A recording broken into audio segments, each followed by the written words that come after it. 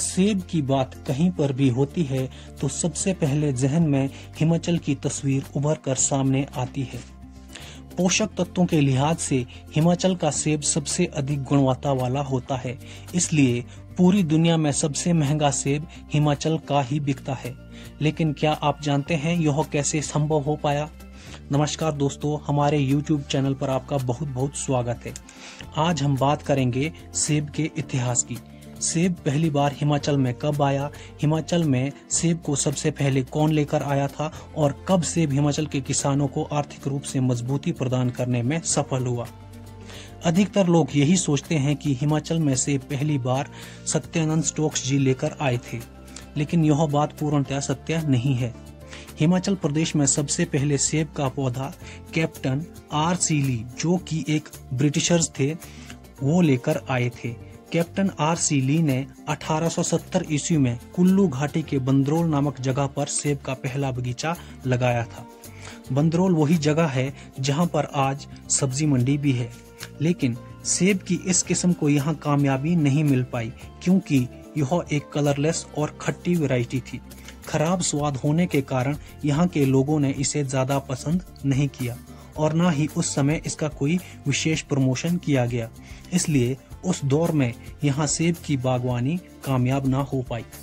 इसके बाद जब सेब का पौधा अमेरिका से हिमाचल लाया गया तो वह कहानी बहुत ही दिलचस्प है।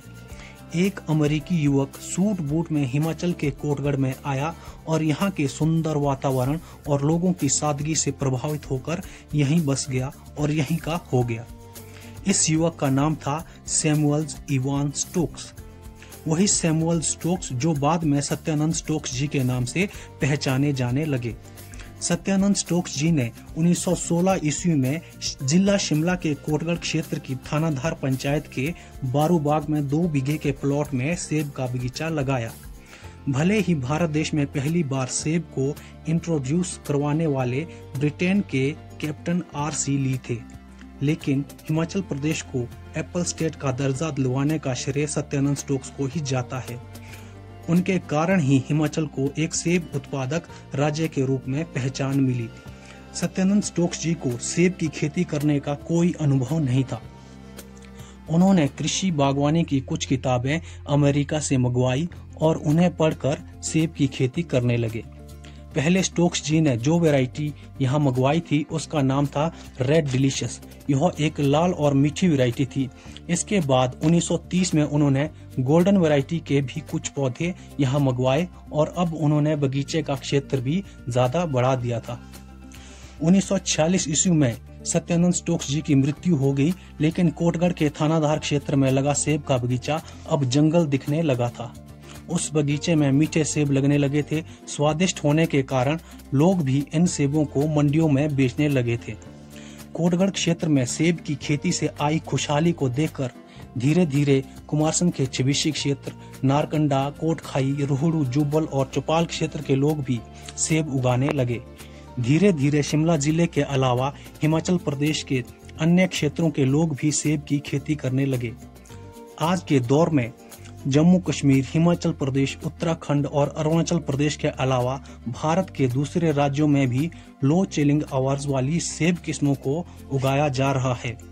भले ही आज हिमाचल प्रदेश में सेब की कई तरह की सेब किस्में आई हो, लेकिन आज भी 95% से अधिक भाग पर वही बगीचे हैं, वही सेब के बगीचे हैं, वही सेब की किस्में हैं जो सत्यानंद स्टोक्स जी ने अमेरिका से यहाँ लाई थी।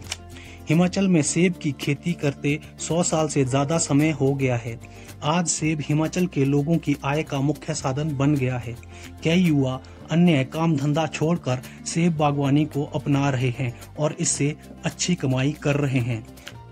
यह सब सत्यानंद स्टोक्स जी के कारण ही संभव हो पाया है। आज भी जब हिमाचल के लोग नारकंडा में स्थित उनके स्मारक को देखते हैं तो दिल से उनका धन्यवाद करते हैं। ऐसी महान शख्सियत को हमारा शत शत नमन। वीडियो को लाइक करना बिल्कुल ना भूलें। यदि चैनल पर पहली बार आए हैं तो चैनल को सब्सक्राइब करके बेल आइकॉन का बटन दबाकर ऑल पर क्लिक करें ताकि आने वाली वीडियोस की नोटिफिकेशन आपको लगातार मिलती रहे। हम समय समय पर बागवानी से संबंधित वीडियोस आपके लिए लेकर आते रहते हैं। तो मिलेंगे अगले वीडियो में। तब तक के लिए नमस्कार। जय हिंद, जय किसान, जय बागवान।